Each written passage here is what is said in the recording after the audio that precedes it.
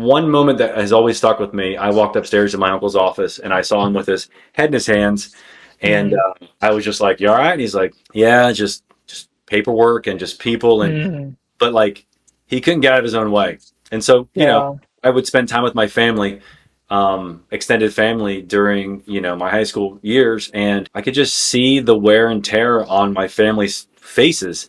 And they're working Yeah. 60 hours a week. Oh, They may man. save to get a big screen TV, Yeah. maybe a week vacation. Cool. Yeah. And what, like, that's awesome. I love that you had this experience with family, which not a lot of people do or have positive experience. And then you're like, man, like I see the pain and the frustration and the friction of their lives. I think I can help. Hmm. I don't know how yet. I think I Hmm. can. And so Hmm. you stepped off, kind of like adding a little more to your plate Yeah. and having a young growing family, I'm assuming Yeah. at the same time. Or so when you think about kind of how you help the people you serve, if you were to imagine it as like a movie for the Hmm. majority of people you work with, who or what would be the villain that you're helping businesses overcome?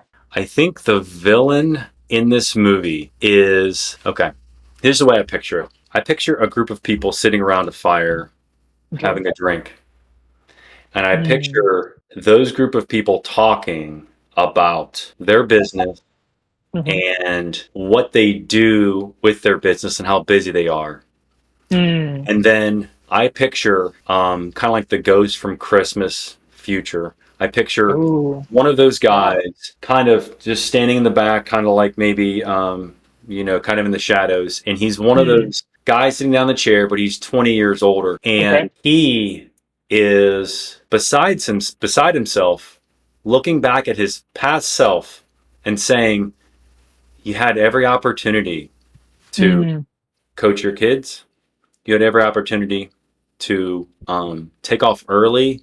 You had every opportunity to keep those five or six Mm. people you employed and not grind them to the bone, Oh, right? You had every opportunity to yeah. do that.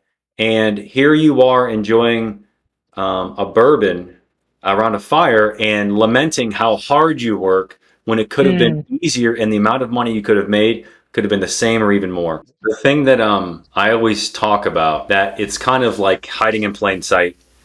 Okay. You know, we could wash our clothes by hand, but we choose to use washer and dryer. I mean, Wait, that it's in not just a itself normal thing. is the most simple, but that's normal now, but it wasn't back in the day before washers and dryers were Yeah. really prevalent.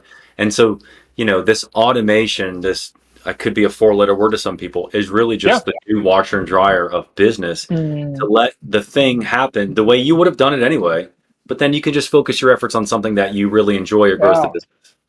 Mm. I love that. One example I've used is, would you rather, if you had to move rocks in your backyard from here to there, would you rather pick up every rock individually and move it because you have the time, your physical energy, or would you rather use a wheelbarrow? Hmm. Like you can stack 10 rocks in this thing and Hmm. you're automating, like, wait, that's Hmm. automation. Like something else is carrying the load Hmm. and it's not you. That's Sure, you right. might have some manual touch points and stuff like that, which Sure. is fine Yeah. to a point.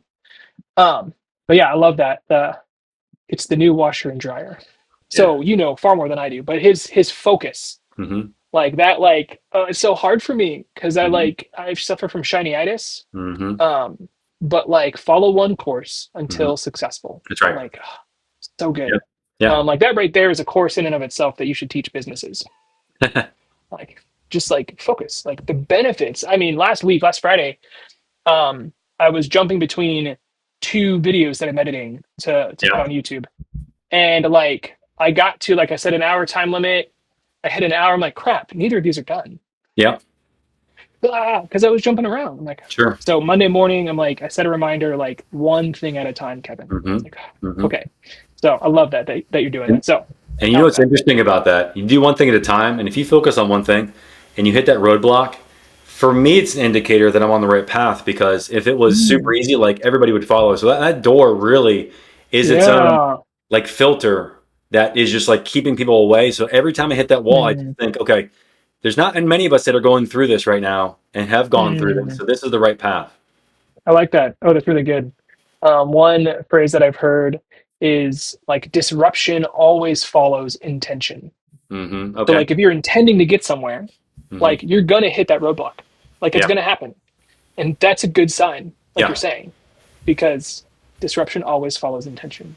So I'm a big fan of the central limit theorem, which says like a I'm sample not size familiar. of 30 Hmm. is generally representative of the entire sample. And so, for instance, if Okay. like my avatar was 100,000 people, and I took a Hmm. sample of 30, and I asked them a question, and I got answers, generally speaking, that would be for the representative whole. And so, what Okay. my caller did is we called, well, he called and said this word or phrase at the first step. And then we tracked what then was said afterwards. And if we didn't get a compliance rate of 90%, we went back and did another sample of 30. Oh my So gosh. these mini tests were happening two or three a day. And Yeah. so finally, we started realizing what words and phrases would allow us. So the first step is basically asking for permission to just Hmm. talk for 15 or 20 seconds, right? We tried Okay. all sorts of stuff. I'm talking many different tests. And then finally, Yeah. step two is like, then we say the thing that we hope compels them to maybe ask questions. And then that was a test in Mm. itself, many, many Yeah. times. And so now we have it to where I know if my caller makes X calls per day, um, Hmm.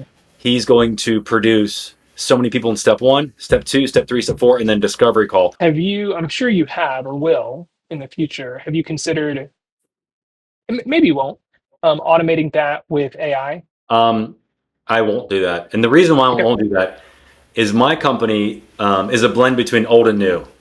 Okay. Software companies don't generally reach out to really small businesses, and if they do, they're Oh.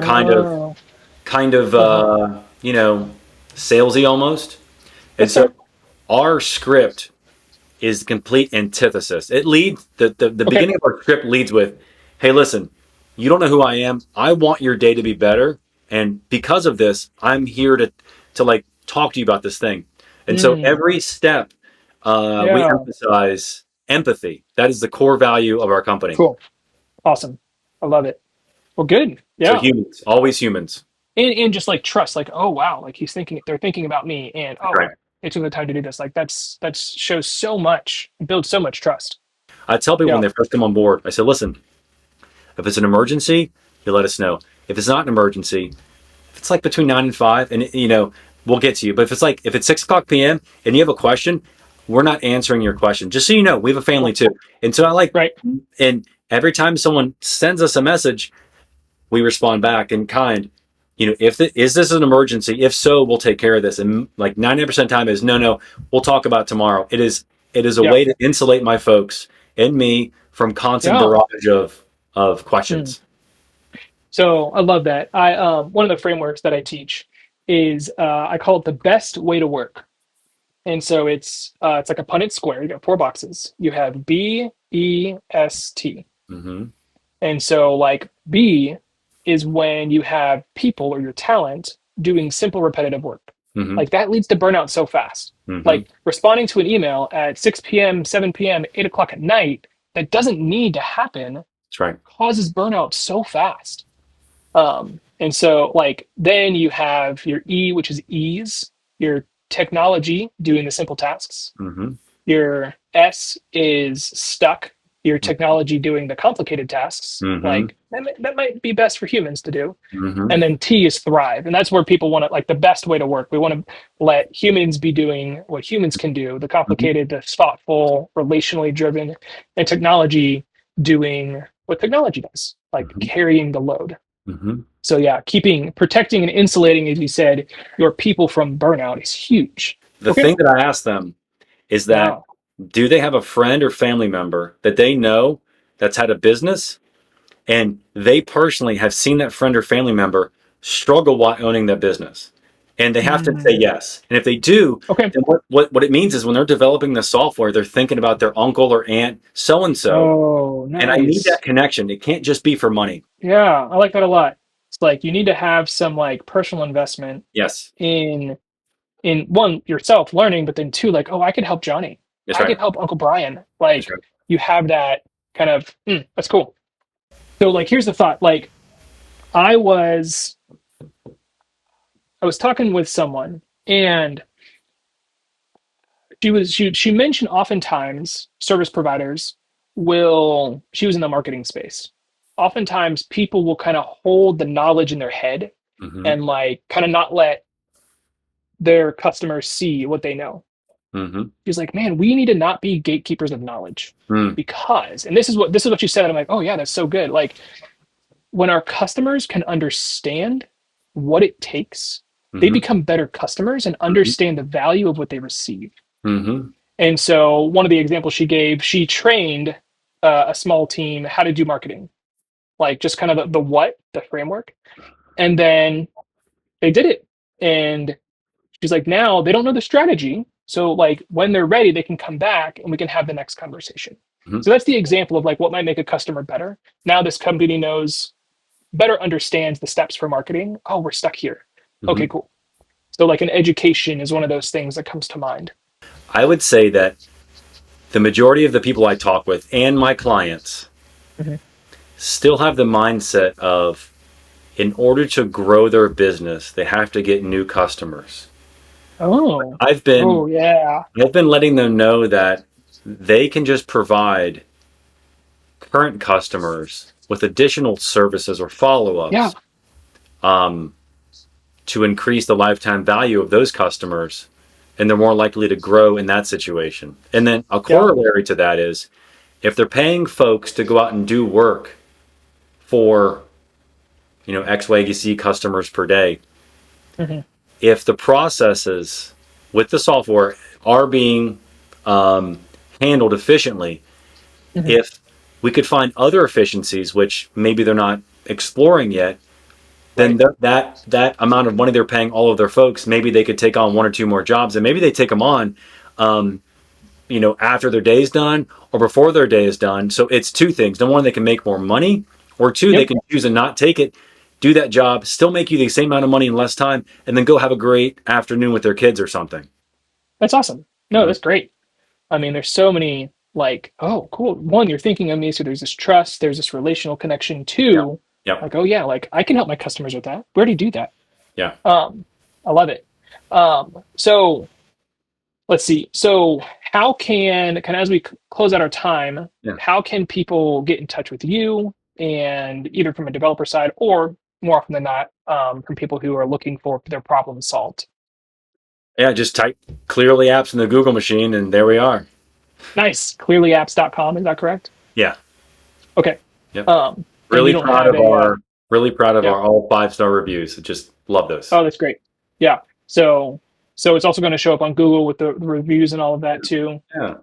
Nice. I really appreciate you not only doing this, but like, you don't have many followers, and you're doing something that probably is tough right now because not many people Yeah. are doing it. But like we talked about, good things will come, and I applaud any entrepreneur and someone who's actually in a space similar to mine who actually cares about helping people. Mm. I really love just being a part of talks like this. So thank you for having me. Yeah, I appreciate it. Yeah, thanks so much. Well, this has been wonderful, and I might have some follow-up ideas because that's what I like is come up with Sure. ideas. Yeah, yeah. Cool, man. Well, hope you have a good rest of your day, and we'll be in touch. Thanks a lot, Kevin. Appreciate it.